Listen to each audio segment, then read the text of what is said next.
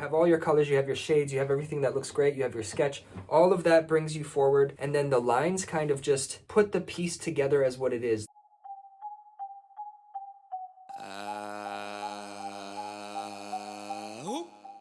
Hello, what's going on then? I just finished editing this video, the shading one, which you'll have seen by this point, 9:09 a.m. And this morning I am going to work on the line work for the painting. So let's get right into it. So if you've been around for a long enough time, you know that I like my line work. I like thick lines on the outside, and I like to do lines just as perfectly as I possibly can. I love line work. This is one of my favorite things. I can't stress how important line work is. Every single step is very important, but line work is, when you do finishing touches are super important too. Like, it's all important, bro, but line work is like, whew, if you get clean lines and you have good lines and the variation between the lines, like line weight wise, is on point. Oh man. Your piece is just gonna absolutely level up to another step. It's just so essential. It's so important. It's so important to practice clean lines. It's so important to practice how you want to present your lines and how thick or thin you want them, especially in certain areas. There's something called line weight variation, and that's basically when you go from a thick line to a thin line in a gradual way, I guess you could say. I'll show you some examples of this on paper. If you can get your lines good, you're gonna have an immaculate piece if you've already done all of the other steps just as well. And it's just, for me, it's super fun. I love doing the line. It's the most satisfying thing in the world. So let's just get into it. So here I have my sketch that I did a few videos back. This is the character creation sketch. This guy came out super dope. His level of detail is amazing.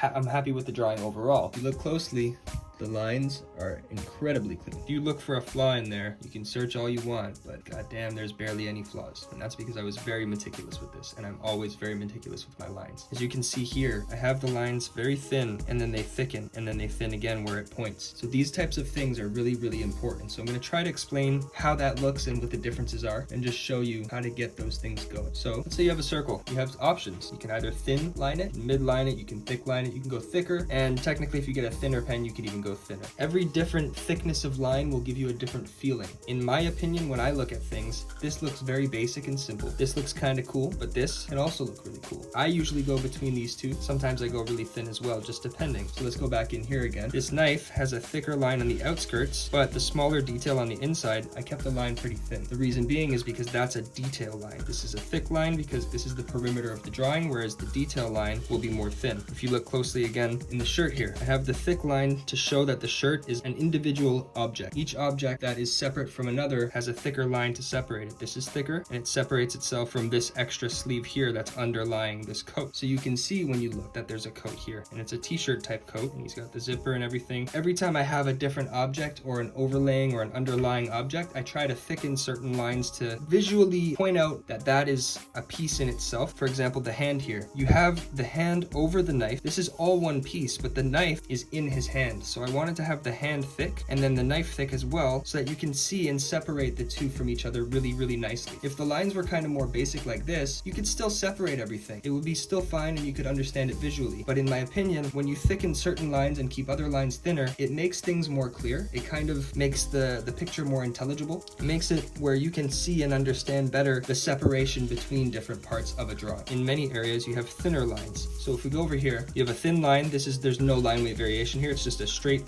curved line. If you go midway, you see how it starts off thinly, and then in the middle it kind of comes out thick, and on the end it's thin again. We have it again here thicker, and this is extra thick. So the cool thing about this is, and I'll draw you a little picture here. Let's say I have a little eyeball. We'll just do a super basic eyeball. Here's your eyeball. It's pretty cool. Nothing crazy, nothing complex, nothing too extra, but I could take that same eye and just add more character to it by doing that. Already you can see that it gives you a more interesting picture. Now let me do it one more time, and this time not only am I going to thicken it, I'm going to also vary up the line weight. Okay, now I'm going to exaggerate it even further. You can see the differences. These two are pretty close to each other, except this is just more exaggerated. It gives more character. I wouldn't necessarily go with this in this case of the drawing. I probably would have stuck with something like this, but this is just showing an example of how the difference between a thick or a thin line can really impact your artwork. So going back to this, when you have a thinner line, in my opinion, it's more plain, it's more simple. When I first line my artwork, I go with just a thin line straight away. The reason I go in thin first is because I want to get those clean lines as much as I can possibly do, like I mentioned before.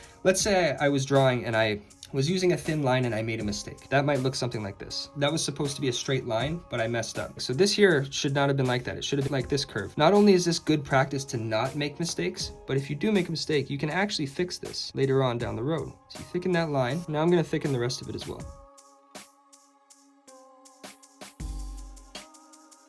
I made things look like there was no error in the first place. The reason I start with thin lines is not because I'm hiding errors. The reason I start with thin lines is because I want to make sure that I get the lines as perfect as possible. But if I do make an error, at least I have room to fix it later. Whereas if I started straight off with a thick line and I made a big mistake, there's no covering that over now because you can't go any thicker or else you're going to ruin the image's integrity, I guess you could say. It's just a matter of not only practicing a thin and straight line, but it's also a matter of being able to start in a thin place so that you can gradually thicken it in areas that you're not sure of yet. I want it to be thick on the outskirts, that's for sure. For this ball here, I want it to be thicker, but not too thick. So I'll just go a little tiny bit at a time. For this, it's gonna be extra thin compared, and this will just be the same. It just makes things look a bit more visually appealing. So going back to the character situation, this whole part here is the leg. This is why the perimeter is thicker. And then you have these little sections here in the cuff of the leg, in the knee, where there's a lot of extra folds and bends and grooves. I have it thicker on the outskirt, but then I thin it in the middle to show you that that's where that corner or that edge kind of ends. So things taper off into just the regular shaping of the pant again. It's really important to have these types of things, and it really does change the look of your drawing. So here's this truck I've done. Now, I don't know if you've seen this video or not. If you want to, you can go watch it. But here's some thick lines. You have the thickness, it makes things bold, it makes them pop out. And then you have these smaller lines in the center to just give things definition on the lettering here. I have the lines thin in the middle where things cut off. We have this corner, but then the curve, it thins in the center and it thins in the center, but it thickens again. And you can see this throughout the whole piece that I do this. There's variation everywhere. Try the other side. This one's a little bit different. It's more blocky, and so there's less variation in the lines. They're still all very thick and bold, but there's not so many thin lines, and the reason is because this gives it a certain character as well. Again, it depends on the context of the drawing and what you're going for. So this is a billboard piece that I did. You can see that there's a lot of line weight variation here. In the eye, it's thinner on the ends here, in the corners, a little bit less here, but then the top where the brow is, it's thicker because this brow is a very thick brow. And so I've had this line come up, and it also acts as kind of an eyelash. You can see with the ears and the eyebrows specifically that the lines are a bit more visually popping. And the reason I did that is to show that these pieces come forward in the picture, whereas here in this area with the third eye and just behind the hood is kind of further back in the background. So the thickness of your lines and then the thinness of your lines can give definition between what's in the foreground and the background depending on how thick or thin you have it. There's a little bit of a sand hill back here. That line is really thin, and then his whole body is thick.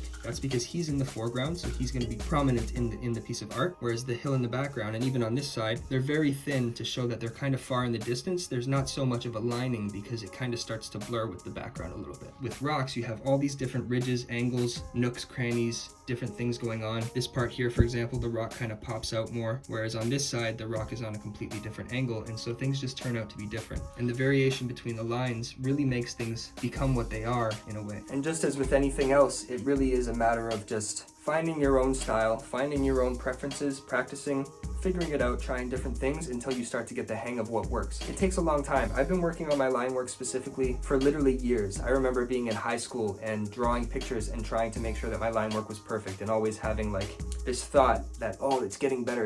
But then I look back from, 2-3 years later at one of those pieces of art where I thought my line work was great and I realized, wow, it wasn't as good as I thought. And that even happens still now. I can see that there's stuff that definitely could still be worked on. You know what I mean? There's always a space for improvement. And so just keep working on it. Look at different artworks, different pieces, different styles, and find what you like the best and kind of start to integrate that into your own artwork. I'm going to get into lining the painting now, and I'm going to go through the whole process and time lapse it and just show you guys how I do it. I have my marker here, and I just want to show a couple of quick tips on lines. So let's just make sure this is okay. Yep, we're good. When I'm doing a straight line, there's some tips that I have for you when it comes to straight lines. One of them is this. If you want to do straight line, I highly don't recommend curving your wrist, because then you get a curve. Your wrist has a natural curve, and you can get great curves with your wrist when you're intentionally trying to. But if you want a straight line, it's better to lock your wrist. And I've talked about this in another video before. Keep your wrist locked and use your arm to kind of just pull straight down. Here we go. We're going to begin, and we're going to pull just straight down.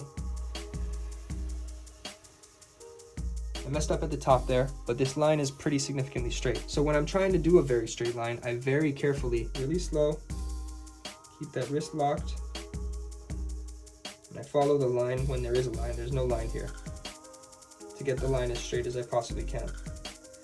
Also, you can of course use a ruler, but this is a really good way to just practice getting straight lines. And then before I just get right into it and do the time lapse, I just want to show you an example of when you can't get a certain angle. Here, I could reach over the whole canvas and I could do this. Or I could have made it easier for myself and just turned it that I can reach it easier.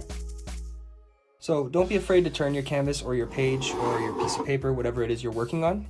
There's nothing wrong with that. It's not cheating, you're good. I used to think it was cheating. I used to feel like if I couldn't do the line perfectly from the angle I was drawing, which is just flat, that I was like less talented or something, which doesn't make any sense. You can literally work from whichever way works best. It's not about, what angle you can draw on, it's about how the finished piece looks. The one last tip I want to say is sometimes I kind of go like this before I start. That's just kind of me setting myself and sorting myself to be ready to do the line. But when you actually start to begin doing the line, don't just inch over like this because you're not going to get a straight line. You don't want to keep doing this, it's going to look bad. You want to start from here, land, and pull the whole way across. If you have to adjust, that's fine. Move and adjust, land right back where you began, and just keep it flowing. So with that said, let's get into it. Loving energy has been filling up in my blood. I'm spreading it around with my aura to get a buzz. I'm clearing out my chakras and showing you how it's done. The key to freedom is inside your body, ain't no need to run. So many people moving slow at a fast pace. Might be keeping busy, but ain't nothing is happening. Saying they've been working hard, but I ain't seen no change. You're lying to nobody but yourself, it's a damn shame. Talking shit and speaking up about other people, cause you don't know what else to say.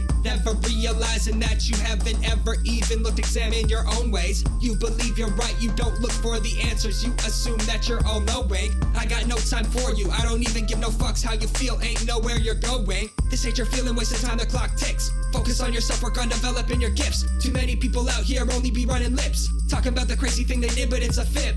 Purely talking shit and nothing but as if they're sick. Probably really lit up too much cokers and sticks. Hey, alright, look at this. Yeah.